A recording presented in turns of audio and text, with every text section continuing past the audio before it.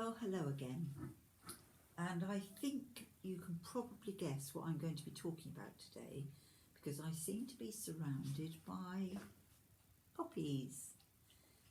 Now, I'm sure you remember that poppies are a very important thing at this time of the year. If we think back to at the end of one of the Great Wars, at 11 o'clock on the 11th day of the 11th month, the nations who had been fighting each other got together and signed a treaty, a peace treaty that said the war is over, there is now peace. And because that happened at 11 o'clock on the 11th day of the 11th month, which is November, around that time we remember that peace treaty that was signed. Now, at church we can't always meet on the 11th of November, so we meet at the nearest one, which this year happens to be the 8th of November. But of course this year we can't meet, can we? So we're going to have to do something different, aren't we? Do you remember that normally we meet around the War Memorial and different groups from the church place a wreath at the bottom of the War Memorial? Well, as we're not meeting at Junior Church, we can't do that. We can't make our wreath. So Rachel has very kindly already made one on our behalf. And she sent me a photo of it so that I could show you. And here it is. And it says here, from the children and young people of St Leonard's Church, Lexden. So she will make sure that that wreath is placed on the War Memorial on behalf of all of us. So thank you, Rachel, for doing that. But in a minute we can make our own wreaths at home. But first of all, I want to tell you a little bit more about why we have poppies. There was a little boy who was walking along the road with his mummy, and he saw somebody, and he saw a man like this selling poppies. And he said to his mummy, "Why is he selling poppies?" And his mum said, "Well, this is to remember all the people who either died or were injured during world wars and other wars." "So why poppies?" he said. "Why not roses or daffodils?" "Well," said his mother, "the thing was that a lot of these people who died in poppy fields in places like France and Belgium. And the poppies grew, and it was in those fields that a lot of the men died." Now the thing about poppies is they look beautiful, they're so bright, but they don't last very long. And so the poppy is a really good symbol of people who went off to war but died very young. "So why do we have red ones?" he said. "Why not blue ones or pink ones?" And she said, "Well, poppies don't grow in all colours, but they do grow in white and orange and cream. But the reason we choose red is because red is the colour of the blood that was shed when people died." "So why," he said, is there that little black hole in the middle?" And she said, "Well, poppies do have black centres, but that black button there reminds us of when people go to a funeral. They used to always wear black. Nowadays people don't tend to always wear black to funerals, but black was always a sign that you were in mourning for somebody who had died. So the black is a reminder of that." So the little boy said to his mummy, "Mummy, how much does it cost to buy a poppy? Because I'd like to buy one." So she said, "Well, I think you'll find that they won't ask for anything in particular. All they want is as much as you can give, a donation. And if you can give something, they will give you a poppy." So he looked in his pockets, and he pulled out bits of string and conkers and all sorts. And there at the bottom of the pile was a 10p piece. And he said, Mummy, do you think this will be enough?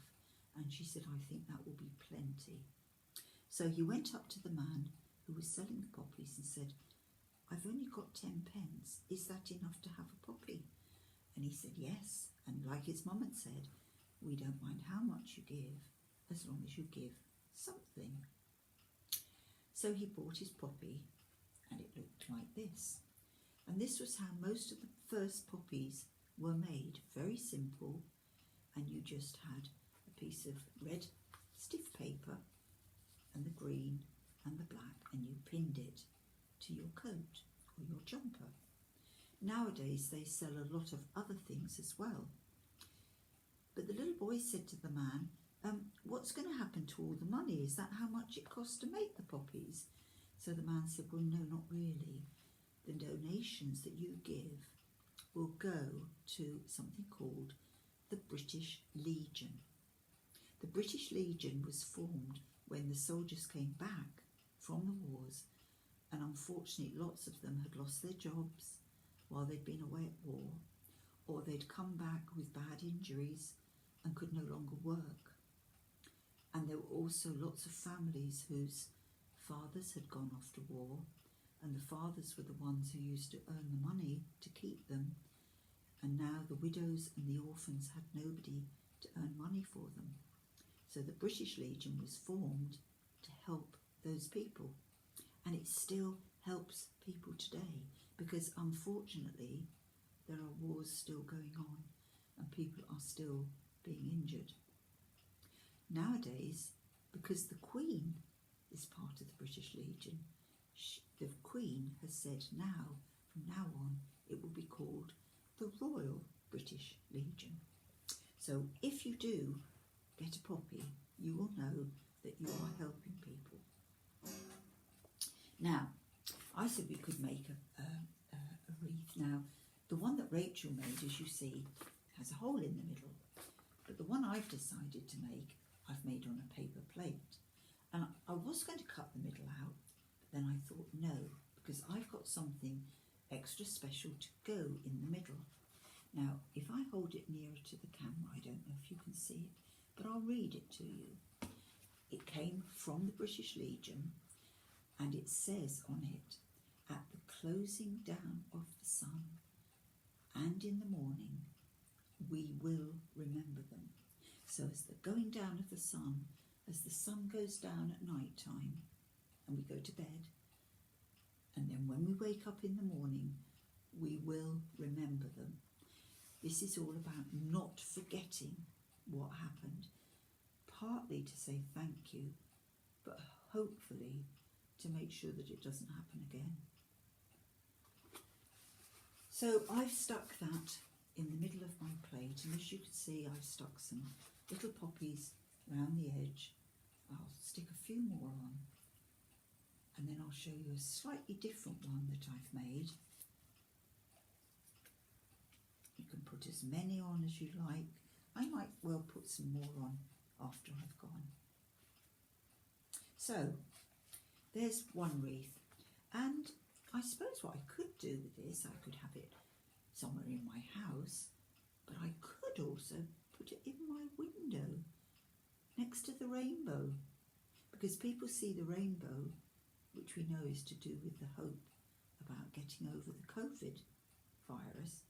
But this will remind people as well that it's Remembrance Sunday and for them to get their poppy. But the British Legion also sent me this cross, and it's made of very sort of thin wood, and so I've just blue tacked it onto a red paper plate to make it stand up. I could put that one in my window. But why is it on a cross? Well, it's on a cross to remind us that Jesus also died, and he died for us. And so we remember not only the people that died for us, but the example that Jesus set in dying for us so long ago. But one of the things that Jesus said to us was, I want you not just to love your friends, not just to love your family. I want you to love your neighbours. That means everybody around you. And I also want you to love your enemy. Now that's a very hard thing to do, isn't it? When people do things to us that we don't like, it's very hard to like them in return. But Jesus said you don't have to like what they're doing to you, but you do have to still like and love them. And a little story I want to end with was told to me by a friend of mine she's a little bit older than me, and she was alive during the Second World War. And she lived in a place called Woodbridge in Suffolk, not very far from here. And she said that on Sundays, she and her family would go to church. This was during the war. But some people would come who were not from our country. They were from the country that were fighting against us. And these people had somehow come to England and been captured and put into a prisoner of war camp. Now this is a place where you were kept so that you couldn't carry on fighting. But these men were allowed to come out on Sunday to join the people in Woodbridge in their Sunday worship in church. And you know, the people in the church made friends with them, and they said to them, would you like to come back to my house for Sunday lunch? And then another member of the congregation would say, oh, some of you could come back to my house for Sunday lunch. And that's what happened. So people who were apparently on different sides and were supposed to be enemies actually were showing each other that they didn't hate each other. They didn't like what was happening any more than we did. But it shows that people that are supposed to be your enemies can also be people that you love. And I think the people who invited them to Sunday lunch were doing what Jesus said and loving them despite the fact that they were their so-called enemy.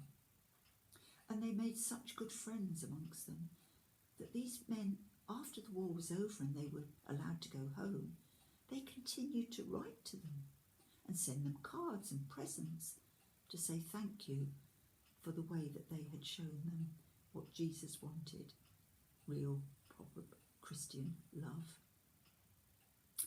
Well, I think that's about as much as I want to tell you today. I hope that you feel that you can perhaps make